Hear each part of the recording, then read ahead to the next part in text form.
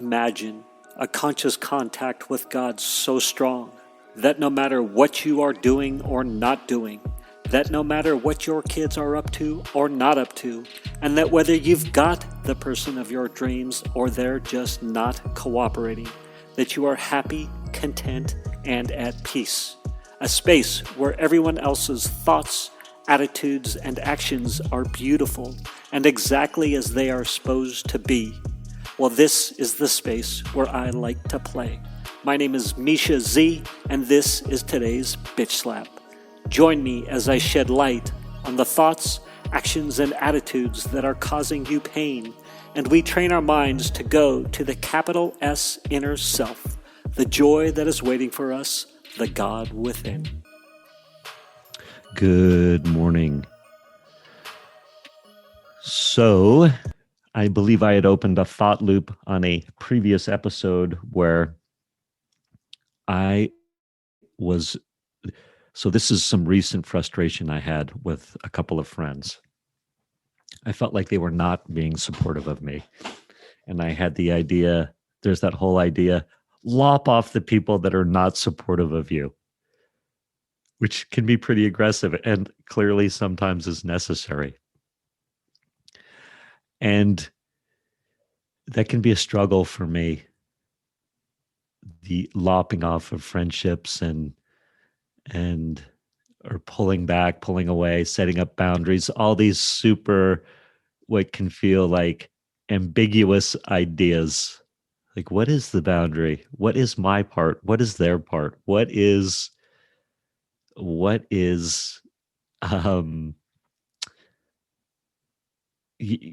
the mental hopscotchery around that. I'd said in a previous episode about that young guy who I found on Medium who wrote this great article. And actually his article was about just that, the boundaries with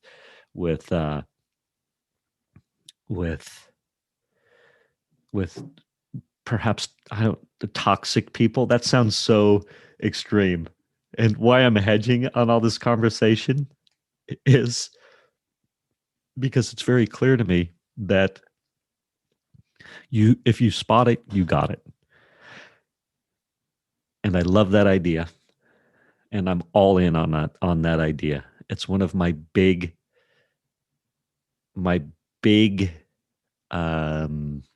points of focus right now in my personal growth and what I'm up to. Because for much of I would just say up until of late, whatever of late is, it was this idea that if you spot it, you got it. Yeah, I'm down for that, but only 75% of that, i.e. 75% of what I see in other people, yeah, easy to relate. I've got that. But there's the other 25% where no way, that person's just an a-hole, for example, or whatever. They're such an extreme example that God forbid I had any of what they had. And all I have to do is dig. All I have to do is be willing to look from different angles. I need to be willing to ask different questions as well to suss out that other 25%. And am I willing to look? Am I willing to be that vulnerable? Am I willing to tackle that humility? Because it could be a very humbling experience, perhaps even humiliating. It can feel humiliating to myself. It's so funny, so much of it's internal too. Right? I'm like, if I really suss it out, I'm like, oh my gosh, I can't believe I missed that about myself. And so I can feel humiliated and the outside world wouldn't even know. How funny is that? how funny is that? That so much of the perception, it's all, or most of it, or I don't know, all is pretty strong, but my own perception, my own mental hopscotchery, the outside world wouldn't even know. I could literally go through a whole pain loop, feel humiliated, and the outside world wouldn't even know. The people closest to me wouldn't even know. They could see me one day, I would be happy as can be. Between then and the next time they saw me, perhaps later that day or the next day, I could have felt humiliated and then be happy again, and they wouldn't even have known it. That is freaking awesome. Anyhow, um, I definitely, as I am doing the spot it, you got it things and being all in on that, I'm communicating that with my spiritual mentor once a week. So we have a standing call once a week, and I talk about those thoughts, what I'm thinking, what's going on. And also, if I would have felt humiliated, and we'll laugh about it. And anyhow, so a couple of friends who I felt like were not being supportive of me, they were the toxic ones, and I was the righteous one. And I thought, oh no, do I really need to do the you spot it, you got it exercise with these two guys? Yes, I do. And it became very clear, I am probably not supportive of them as they would like me to be. And perhaps my need to be for validation from them is a self-righteous request.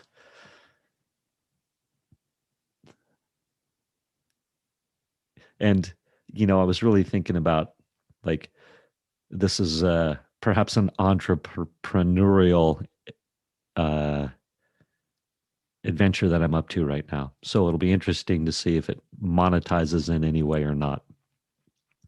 And it doesn't matter because I'm doing it for free and for fun, and that's a beautiful space. So I was thinking about these two friends of mine, and I was like, am I supportive of them with their business endeavors, but in other ways? So, and it might not even be what I'm saying to them. It could be my thoughts towards them, because I see that a lot of it is my thoughts towards them. So my one buddy, I could have subversive thoughts about his relationship, i.e., be judgmental of his relationship, which is not cool. Right? There's just no way around it. A, I don't know, and B, I don't want those thoughts anymore. I don't want uncool thoughts sloshing through my brain anymore. Let's minimize the uncool thoughts. So there was that. And then really thinking about, all right, how is my language unsupportive towards them? And of course, with the one buddy, you know, so many little judgments towards him and his path. And so it's so ironic that I'm frustrated with his thoughts towards me. And then same with the other buddy. It's the same stuff. It was just like, yeah, okay, I see. If I'm constantly giving my opinion on what he should be doing, like, duh, that I don't know. And oftentimes unsolicited. And then, of course, um, you know, how I really was like, all right, I got to look at my two boys, 17-year-old, 19-year-old, my two sons. And actually, the boy's mom, I have interaction with, obviously, my two boys, and then oftentimes the boy's mom, because she's the boy's mom and she's a dear friend. I'm like, how is my language supportive of them towards them? Is my language towards them supportive of them? How are my thoughts supportive of them? Things like that. And since I'm doing this a little bit off the cuff, this episode, most episodes seem to be off the cuff, which I'm cool with and loving and having fun with.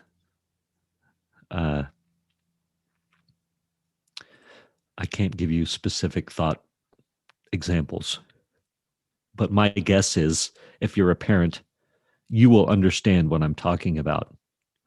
Or if you have friends that you are being that you feel are being unsupportive of you, if you think long enough and hard enough, you will see how you are perhaps not supportive of them in your thoughts and or your actual words and or body language and or energy.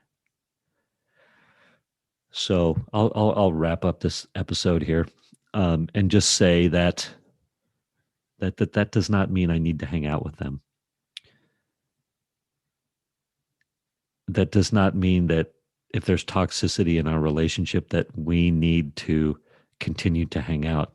But it absolutely does mean that I need to see my side and grow from that and treat the people that I do hang out with. Can I be more supportive? And so the two examples, one where for whatever reason I was supportive of that guy. I think it's interesting that I was looking at that fairly strongly over the past couple of weeks. And then I was supportive of that guy on Medium, and the universe responded kindly to me, in kind.